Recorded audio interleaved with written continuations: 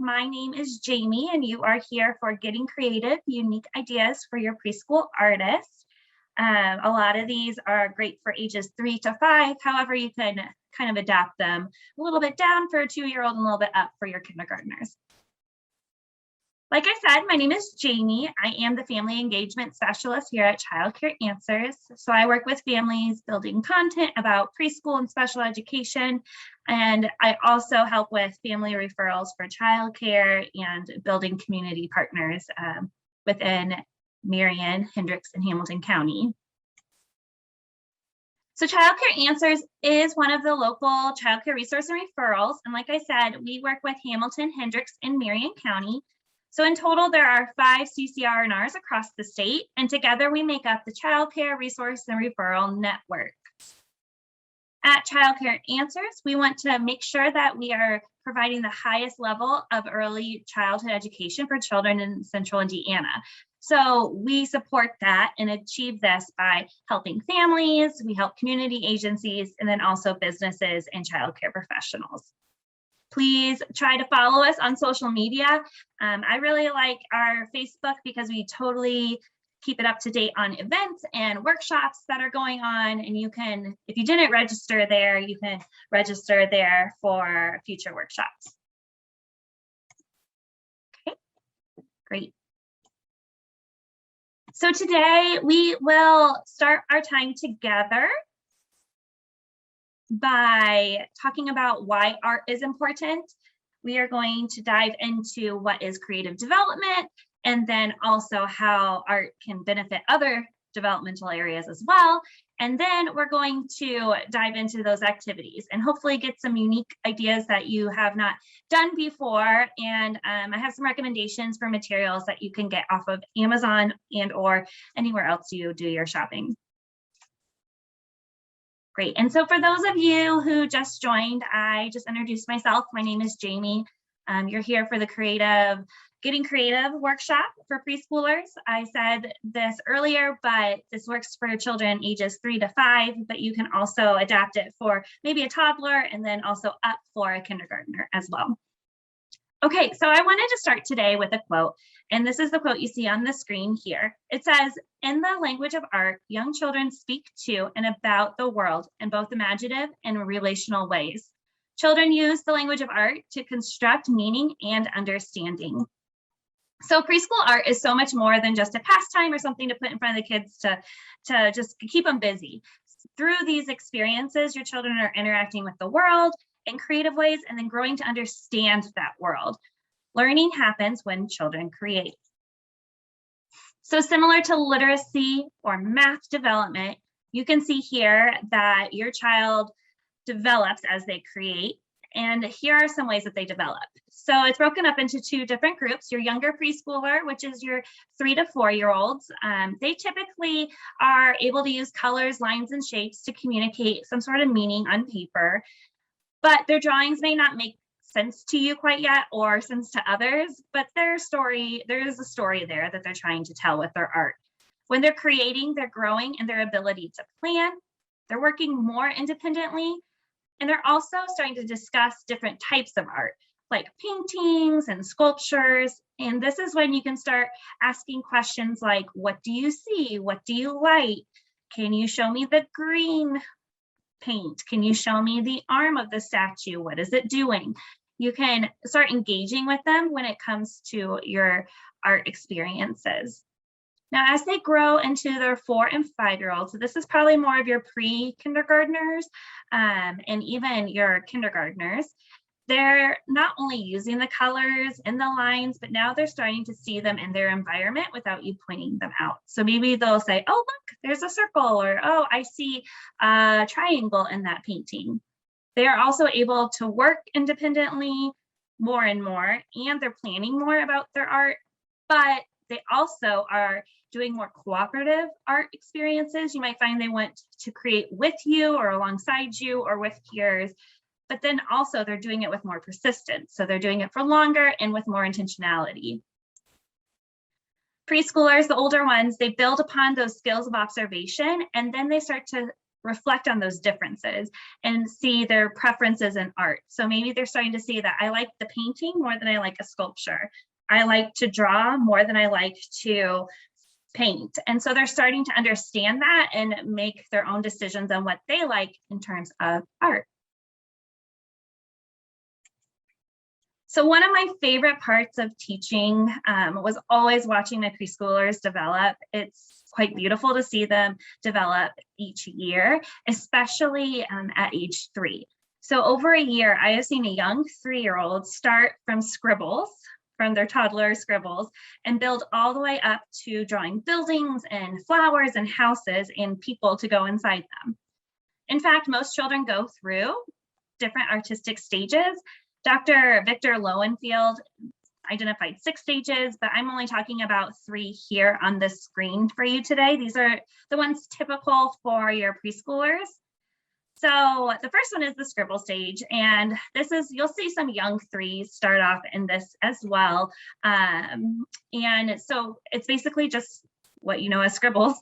It is a movement, and there is intention behind the movement of their scribbles, but you're not going to see that represented on the paper. You're not typically going to see like a circle for a head or a line for an arm. They might tell you what it is as they're drawing it, but it doesn't really look like anything.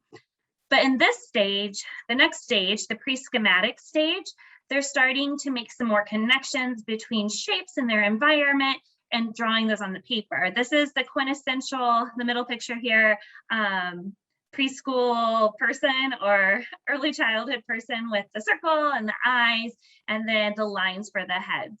Typically at the pre-schematic age, you're gonna see more just like solid shapes, and they're typically gonna be circles and lines. But if you think about it, as you're scribbling, you're making those circles and you're making those lines more so than you're making squares and more rough edges. And then in your pre-K and into kindergarten, your child will start to enter into the schematic stage, which basically just means that they're making those connections between what they see and how they're drawing it and representing it on the paper. So you're going to start seeing like a physical world represented on their paper, and it's a pretty exciting stage when they get here, because you know that they've made tremendous strides in development, not only in their handwriting, but also in their creative development. Some interesting facts is that you'll start to see like a solid bottom line for the ground and a top line for the sky. And then whatever is biggest in their paper typically is the thing that is most important to the child. So I like to always mention this when I'm talking about art and creative development, because this is the easiest way to see your child grow in the creative realm. So as they're going through all these stages, they're also growing in other areas, and arts benefit all those areas. So if you look at the chart, you can see art benefits physical development because it strengthens muscles. It gives opportunity for handwriting skills and movement skills to be practiced. If you think about the easel, and when they're painting on an easel, or maybe on chalk drawing on a wall, or even chalk drawing on the pavement, they're using their fine motors, their small motors in their hands to draw, and their big motors with their arms and their body to cover the span of the area that they're drawing on. So you're using all your body to do that. It also benefits cognitive development. There's problem solving skills, math skills, and literacy skills that are all woven into your art experiences. They have to make choices on what they're going to use to create. They have to choose colors and shapes and maybe count how many flowers they're making. Art and literacy go together really well because you're telling stories and you're being able to express those stories through a creative art outlet.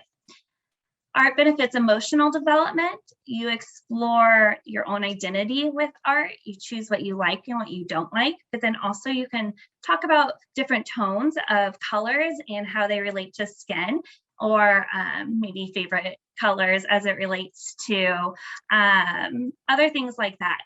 There also is It also helps you make choices and feel successful.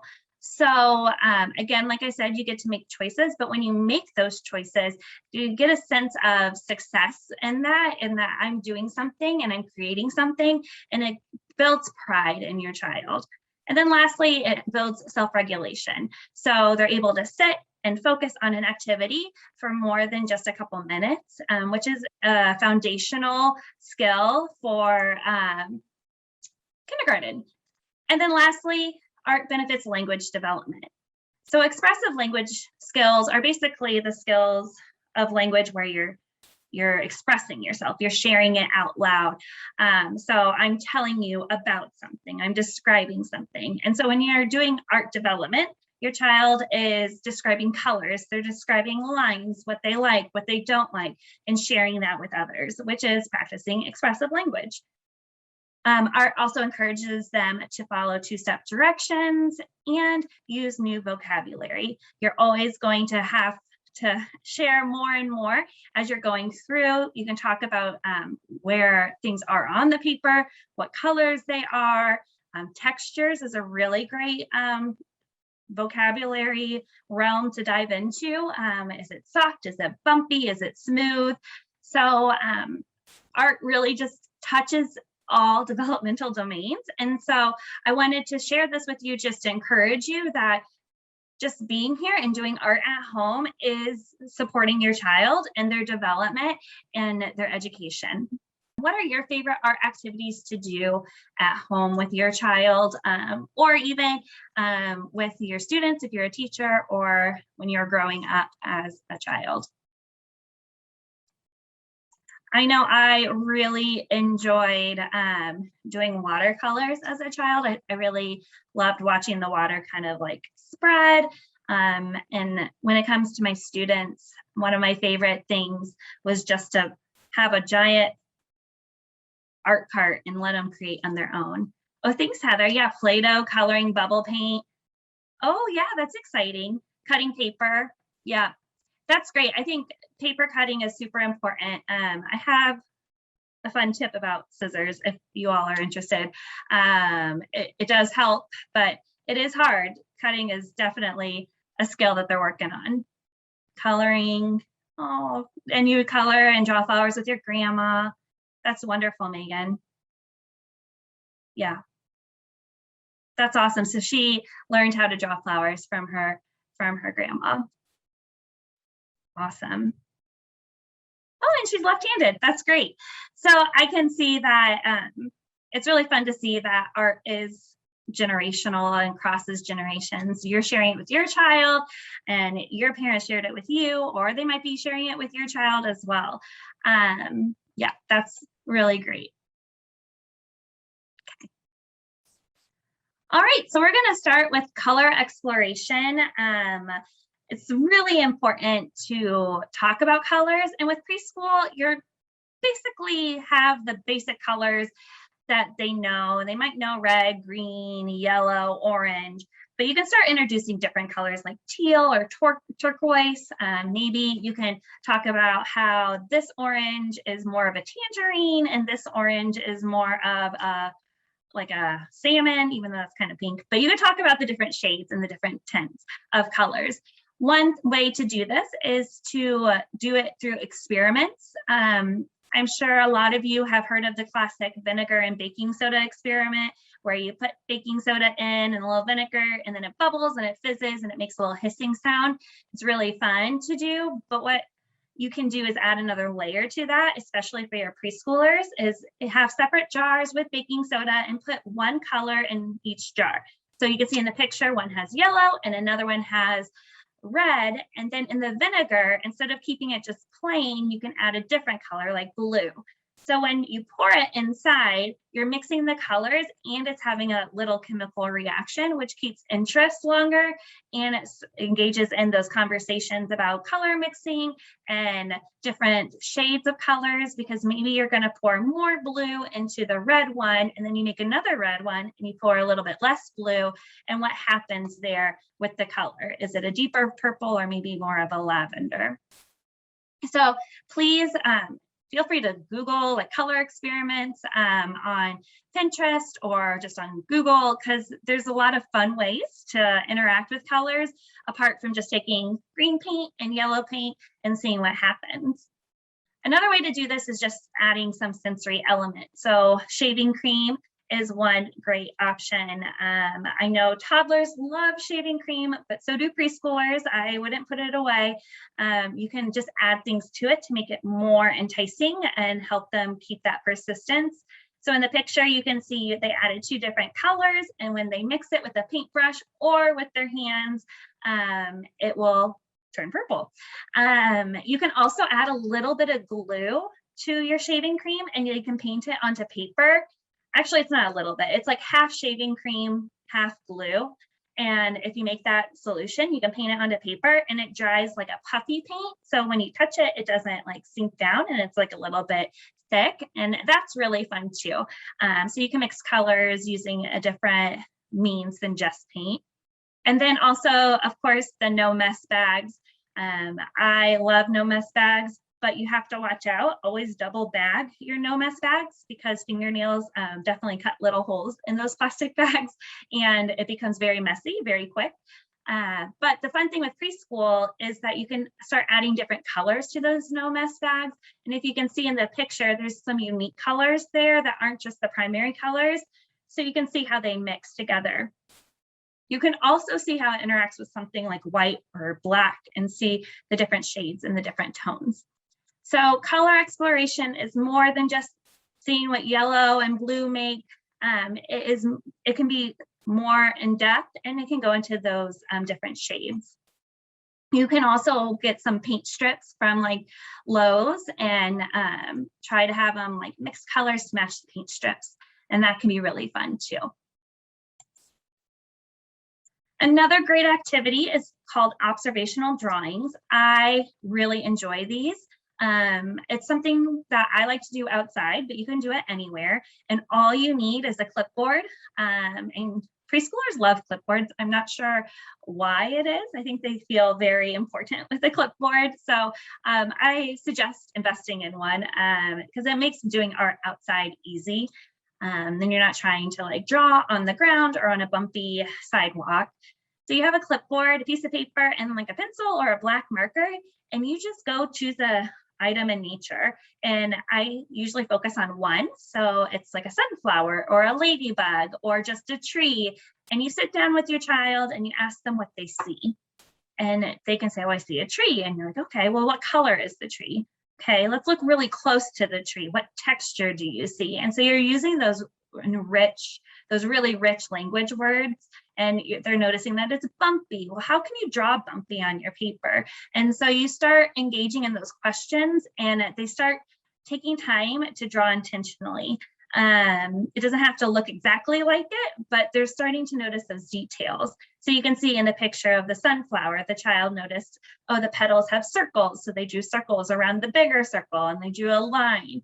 And then when it comes to coloring it, I tend to be very pure with the colors and provide colors that match the object. This is really great for your children who love like nonfiction books and science. You can even say like, oh, you're being a biologist and studying plants, and make it a thing. And it's really exciting to do. So painting is a quintessential art activity. I just wanted to give you a couple of ideas to like spice up your painting life. One of the ideas is to paint on different surfaces. On the little triangle on the side, you can see that there's some paint, and then it's a little hard to see, but she's painting on a mirror. And if you take a mirror outside, it could be like a handheld mirror, it can be just any old mirror really, and take it outside to put it on the ground. They can look up and have a completely different perspective. Their whole canvas now is going to be the sky, and they're just painting, maybe they paint birds in the sky, and then they can wipe it right off with a baby wipe or with a paper towel, and then they can try something different. It's a really great perspective for the child. They also can paint on their face on their face through the mirror. So they're looking down at the mirror and they can paint. Maybe they give themselves a hat or they give themselves some glasses. So those are fun ways to paint that are just a little bit different. You can paint on tin foil, wax paper. Really the options are endless, and it's whatever you feel like you are willing to do in terms of mess and cleanup. And then we have painting with nature. In the bottom right corner, we have different items from nature that you can use as paintbrushes. Instead of using a paintbrush, maybe you're going to use some flowers to use as a brush, or a feather, or some sticks or twigs. Those are simple and easy and cheap because they are just in your backyard or down the street or at the park. And then you can just bring them back and use them to see different things you could create. Another great one is stamping with paint. In this picture above the flowers, I like this example because you just use a clothespin to clip onto different objects. So maybe you're going to use like a little ball and like a pom-pom ball, those little furry balls. You can just take a clothespin, clip it, and dab and print it on. You can use bubble wrap and take the bubble wrap and clip it and dab and put it on and try different colors. Another print experience is right to the left of the clothespin activity is you take a piece of paper or cardboard, probably cardboard, I'm sorry, not paper, and you're gonna wrap it with rubber bands. And the fun thing about this is they can paint on the other side. After it's all wrapped, they get to choose how they wrap it, and then they dab it onto another paper, and you're gonna see a pattern there, like you do on the screen, like a crisscross pattern. Maybe they've made just lines, and you can switch it up and try different colors, or you can have different pieces of cardboard. But this one's really easy because all you need is like your old Amazon box and a couple rubber bands and then some paint, and you're ready to go. And then the last one on this slide is one of my favorites, and it uses oil pastel crayons and watercolors. And the reason why I like this is because I feel like it's very aesthetically pleasing when it's done. It's a great piece to like have your children make and frame and give it to grandma or grandpa or a friend. But what it is you take like an oil pastel and you just draw whatever they want to draw. It could be scribbles, it could be shapes, it could be lines, it could be people. And then after you use the oil pastel, you put those away. And then you have them paint on top of it with a watercolor. And I use a liquid watercolor as opposed to those like tablet slates from Crayola. And I'll show you that in the slide coming up here. But those are different ways to paint that might be something that you haven't tried before, but also not too out of the box where you're having to like reinvent the wheel too. Another one is sculpting. Sculpting is something that I think we typically think of like with Play-Doh. Play-Doh is awesome, and I'm sure there are so many different ways. If you just Google Play-Doh for preschoolers, there's so many different ways to use Play-Doh. I just put a couple here. You can use it with pipe cleaners and beads to make a sculpture. You can add toothpicks or rocks to make something. Another one is nature. You can put nature inside the Play-Doh to make monsters or a statue and let it dry. But some other ways to make, before I go on, I wanted to point out the wooden instruments on the screen, kind of in the middle there. Those are tools that you could use. I think you just like type in wooden Play-Doh tools in Amazon and you'll get something like this. I like these because it gives different textures and opportunities than just like the regular old scissors or, the other Play-Doh materials that you can buy at the store. I think these provide a little bit more, like I said, texture and opportunities to use maybe more of an open-ended creative side. So those are an option for you to get at home as well. So sculpting can also go into items such as nature, and you paint the nature and then you tie strings around it and just let them do whatever they want with it and see what they create. Another one that's really easy and kind of cool is, you do have 2 sets of Play-Doh tools. Oh, great. Yeah, I bet they really like them. They're so fun to be able to use. I remember always making spaghetti with mine because it's kind of like a garlic grate. So you can use a clothes hanger or beads to make a sculpture. So you just kind of bend the clothes hanger. You'll have to probably undo the clothes hanger so they can like actually string the beads for them. But once you do that, you can have them string the beads and manipulate it to make the shape they want, and then you can just hang it in their room somewhere, or you can give it as a gift to somebody who loves your child very much and they can hang it somewhere. It's very simple and keeps them busy. And then today, before we go into the material recommendation, I wanted to talk about process art. Process art is an opportunity for your child to engage in the process of making as opposed to a final product. So these might not be your prettiest products. You're not like having them trace and cut and make a little dog after you made a little dog. This is more of just, let's see how these art materials work and what they can do. So for you, it's just providing the materials, and for them, it's having some, basic set guidelines, like we're gonna paint on this table, we're not gonna take it anywhere else. So make sure you do put those guidelines in there, but you can give them things like paints and balls, and they can roll the balls, they can bounce the balls. This is great for outside, maybe in a baby pool. You can just let them explore with paint and balls. You also can give them like a piece of nature and some paint. So in the picture here, you see a giant stick. Those fall from trees sometimes, and you can just take it outside and take some paint outside and just have them paint the stick. It actually is a really cool textured piece for like a playroom if you wanted to use it for that too. Another activity that is super fun is the one in the middle there, and you might have seen this on Pinterest or on some blogs. It is a popular one right now. But what you do is you take like a glue bottle and you have them squeeze the glue all over the paper, and that's a great fine motor activity, gets their muscles strong. And then you sprinkle salt on top of that, just plain old Epsom salt is fine, and you just have them cover all the glue with salt, shake it off, and then you take some watercolors and you just drop watercolors on the glue and the salt, and you can see it just run across the salt, and it's really entrancing and really fun. And then the last one is just a basic collage. You can make a collage for you can have your child make a collage with any materials you have around the house: paint, colors, pencils, magazines, I forgot the word, and anything you have, stamps and stickers. A preschooler loves a good set of stickers, so you can provide all those for them to just make whatever they want.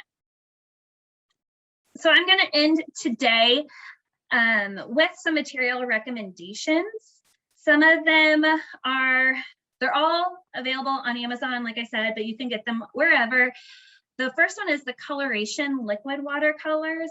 I really like these. You can buy them in a set of, well, they come in different sets. You can buy individually, or you can buy just the primary colors. But if you get the primary colors, you can mix your own. But what I like about these is they go a long way. So you can put a little bit in a cup and add a little bit of water to dilute it a little bit, and it will keep it going.